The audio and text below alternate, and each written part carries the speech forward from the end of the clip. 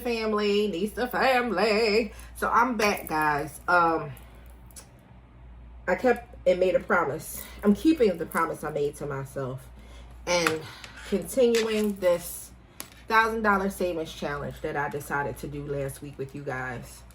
I am very tired. I had a long day today. And I think I'm tired of this heat. This heat is too much. I'm ready for fall. To be totally honest with you guys, I am ready for fall. But in any case, this is going to be a story time as well, because today is the anniversary of when I bought my home. I bought my home. Today would be 20, oh my God, my kids are going to be 26. So today is 23 years. I bought my home when I was 23 years old. I talk about it a lot because I'm very proud of myself. And I want to talk about how the times were when I bought my home back in 2003. It's a totally different day and age now. So let me get this money out and we'll get started. So guys, I went to the ATM and I took out too much money. I wasn't paying attention and I took out more than I was supposed to. And now I have to go to the bank and put it back in. I mean, I don't have to put it back in because I did pay all the bills I was going to pay and there is money in there. But that wasn't a part of, that wasn't supposed to be cash. This wasn't supposed to be cash stuff. That's what I'm trying to say. But I'm going to rearrange all this money in the same direction. But let's get on to the story time, guys, while I get this money in order. So, when I was 23 years old, I decided that I wanted to buy a house. I didn't know how I was going to do it. I didn't even know what to do. But I was in a position where I had friends that were doing things at a very young age. And when I say doing things, I worked at a welfare to work program at 23 years old. I worked there and I was a case manager. And I had a lot of young friends that they started buying houses. And they encouraged me, like, why don't you buy a house? Why don't you buy a house? And I was like, I don't even know what to do, you know? So to make a long story short, I decided I'm going to start looking at houses. Let's count this money. 20, 40, 60, 80, 100, 20, 40, 60, 80, 102, 20, 40, 60, 80, 103, 20, 40, 60, 80, 100, 4, 20, 40, 60, 80. So we got 480. I'm not putting 480 in today, y'all. I'm putting in 120. That was the plan. I mean, 140. That was the plan for today. So let's take that out. 80, 100, 20, 40. I'm going to put this back in the bank. So, to make a long story short, I decided, hey, I might as well try to do it. I had no idea what I was doing. I had no idea how it was going to happen. I didn't really know anything, y'all. I was just going with the flow, you know. But at least I was going with the flow with people that were actually doing something positive. You know, you have peer pressure. Well, my peer pressure back in the day was home ownership. And I must say, that's a blessing to have home ownership is peer pressure. Because a lot of people have peer pressure when it comes to alcohol, drugs, sex, all that kind of stuff. No, I didn't have that. In my 20s, my kids were 3 years old when I was 23. And I just thank God I was put in a place and in a position and around people that were about something. So I started looking for a house. I found this one lady, and I still know her to this day. You know, I got to put the money in the right direction. I still know this woman today. And I found her randomly, just randomly, looking through, like, we didn't have like the World Wide Web like we do now, but I was like looking at real estate books and calling different numbers that was in the yellow pages and stuff like that. Yes, the yellow pages was out there. And I found her. And when I found her, she was like really, really gun-ho about helping me find this house. And then I got scared because she was just so excited about it. I was like, I'm not gonna be able to do this. I don't even have no money saved up. So she started telling me about the requirements to get the money for the house, this, that, and the third. And I'm thinking to myself, I don't have money for that. You know what I mean? But I had a little savings, you know what I mean? But when I met this lady, she helped me in so many different ways. Like, she helped me to, you know what, y'all? I think I took $20 out of here to give the cleaning lady for a tip. And I said I was going to put it back when I don't even see where it's at. When I came back in the house from the ATM. I had people come clean today because I'm tired. I'm not even going to lie. So I had to pay for convenience. It could have been some money that I could have cashed up, but I just didn't have it in me.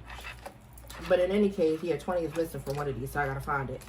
So anyway, this lady was super gun-ho, and I'm like, I don't have that much money saved up. And she's like, no, I'm going to show you about these programs. There's tons of programs out here for first-time home buyers. You got to go to these classes. You got to do this, that, and the third. And so I was like, game. I was like, hey, all right then. If you think I can do it, then let's go for it. So little me, 23 years old, only making $28,000 a year, decided that I was going to go buy a house. And the funny thing is, I actually did it. And when I say I did it alone. I did it alone. At one time, you know, people doubted me. People were like, oh, that house, you know, you shouldn't get that house, this, that, and the third. You got to do so much work to it. You got to do this. You got to do that. And then even the realtor was like, well, you know, you got to prove for this amount and you can get a house for that amount. And I've always been the type of person, even when I was younger, then I didn't want to put myself in a position where I would be house poor and I would not be able to take care of my children because I'm busy trying to pay a mortgage I can't afford. And I realized that $28,000 might have been a lot back then for a 23-year-old, but it wasn't a lot for a 23-year-old with children, 3-year-old twins. So I end up going around with her looking at houses, and I mean, these were some beautiful houses, y'all. I mean, I always wanted, I said, I want a deck, I want a finished basement, and I want a garage. And with my house, I got everything but the garage. I didn't get the garage. And the biggest thing for me was I didn't want to live in the city of Philadelphia because I didn't want my kids having to go to school in the city. And I knew that once they turned 5, it's time to start kindergarten. And I could not afford private school. So I wanted to get them close to the suburbs that I could so they would be able to go to school in the county.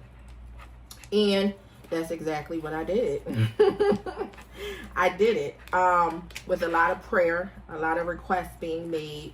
I know I'm flipping this money around, y'all, but yes, with a lot of prayer and a lot of requests being made to God, I did it. It was a lot of tears, a lot of uncertainty sometimes, and a lot of fear, thinking that, you know, it wasn't going to happen. But it all came together. And there's so much more to the story of how I got to this point where I've been in my house now for 23 years. But the biggest thing I want you guys to take away from this is we do live in a different time. The value of property is different. Income is different. The value of a dollar is different.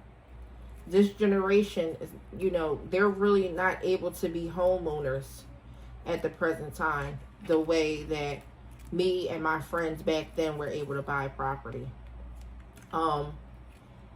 I know adults now that are just getting their first home and they're in their like 50s, you know, and some of them are older than that. So show yourself a little grace if you're in a position where you want to be a homeowner and you just don't see it happening right now. It's okay. There's a season and a time for everything. I was very scared at the time, but I've never been a quitter. I always say that. I've never been a quitter. And I've never been the type of person that will be influenced till it's the detriment of me. Like, I don't let people influence me to the point where I'm going to lose it all or lose my mind or lose out, in a way that it's going to cause me harm. Like, I always knew how to cut it off. I always knew how to step away.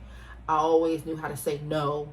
And I think that just comes from learning how to protect myself over the years and being very protective of my kids.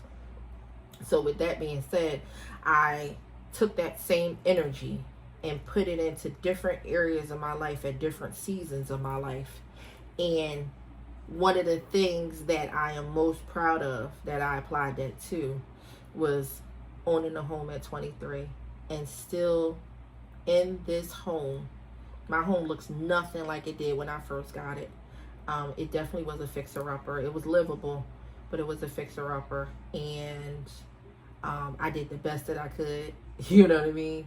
Sometimes I had people come and do work for me. They were like street electricians and, street contractors. And they had a lot of skill, but, it was risky business. But in the end, I'm still here. I'm still standing. God is still good.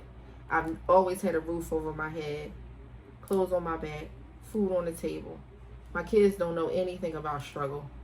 And when I hear them talk about it and certain things they're just not aware of, it makes me feel good that they are ignorant in the area of struggle, poverty, and living a life of lack.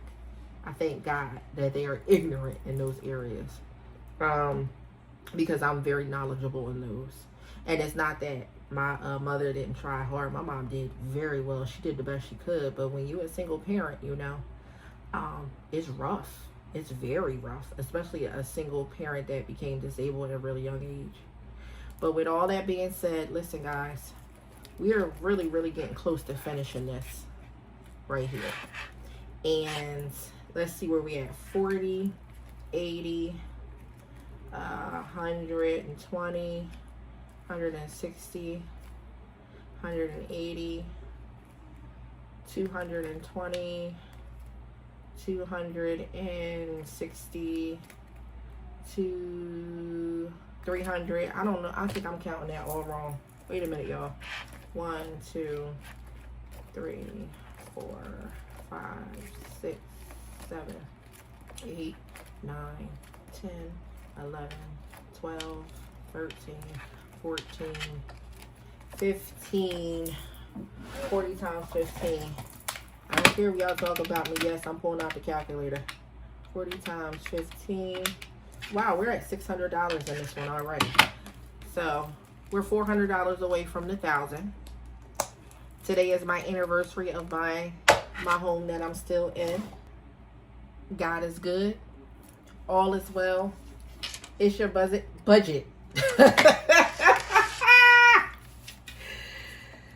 It's your budget, Nista. Please like, comment, subscribe, become a member of the Nista family on YouTube, or become a subscriber on Instagram. Follow me on all platforms. I'm just trying to show people how I survived all these years. And I know if I did it, you could do it. It may be a different day and age, but we could all learn from each other. All right? So I'll continue the story more about my home purchase, but I'm so proud of myself today. I'm going to sleep well, and I'm going to thank God for everything that I have and all that He is. Have a good night, y'all. Bye.